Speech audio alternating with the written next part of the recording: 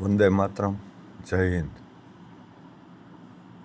સરકારશ્રી દ્વારા સ્વર્ણમ જયંતિ મુખ્યમંત્રી શહેરી વિકાસ યોજનાના ભાગરૂપે શહેરોમાં જે સમસ્યાઓ વધી રહી હતી તેને ધ્યાને લઈને મુખ્યત્વે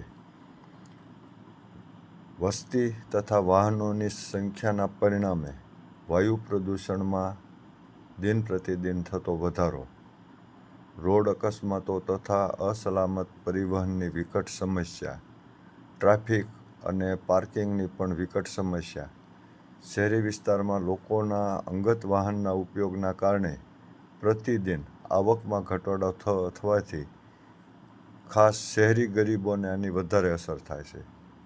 લોકોના અંગત વાહનના ઉપયોગથી રસ્તા, ઈંધણ, અકસ્માત વગેરેના પરિણામે રાજ્યના જીડીપીને પણ આની કઠિન અસર થાય છે.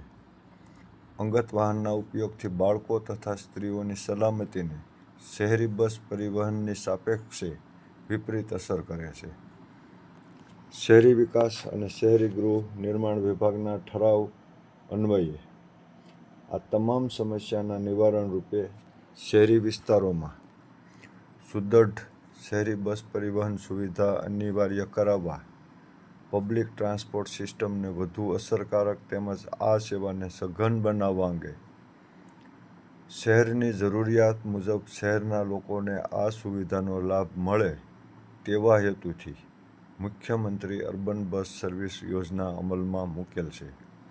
શહેરમાં સિટી બસ સેવાના સંચાલન માટે જે ખર્ચ કરવાનો હોય તેમાં પણ સરકારશ્રી દ્વારા નાણાકીય ઔચિત્યના સિદ્ધાંતોનો અમલ કરીને શહેરી વિસ્તારમાં સંચાલન કરવાના હેતુથી પર કિલોમીટર ₹22 ગ્રાન્ટ આપવામાં આવે છે, જેમાં પર કિલોમીટર ₹8 નગરપાલિકા દ્વારા એડ કરી અને કુલ ₹30 પર કિલોમીટર આ એજન્સીને ચૂકવવામાં આવે છે.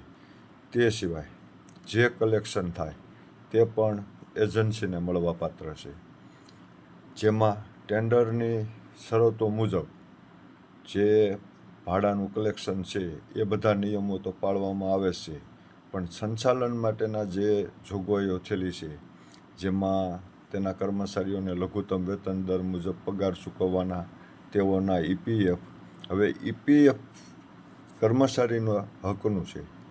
એજન્સી દ્વારા કેવી તરકીબ કરવામાં આવે છે કે પોતાના ઘરના સભ્યોના ઈપીએફના ખાતા ખોલાવ્યા છે અને એ ઈપીએફના ખાતામાં ઈપીએફ દર મહિને જમા કરાવે એટલે પોતાના નાણાં, જે કર્મચારીના હકના નાણાં છે, એ પોતાની તિજોરીમાં પાછા જમા કરવા માટે ચીફ ઓફિસર આમાં પૂરેપૂરી મદદગારી કરે છે.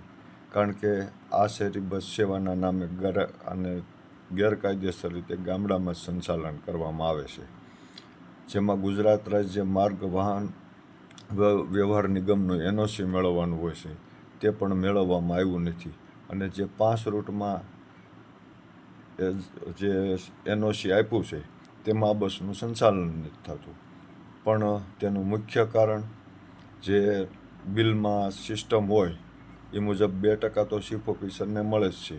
એ સિવાય ₹10,000 પર બસ, એટલે 10 બસો અત્યારે જે ગેરકાયદેસર ચાલે છે તેમાં પર માસ ₹1,00,000 ચીફ ઓફિસરશ્રી દ્વારા લેવામાં આવે છે.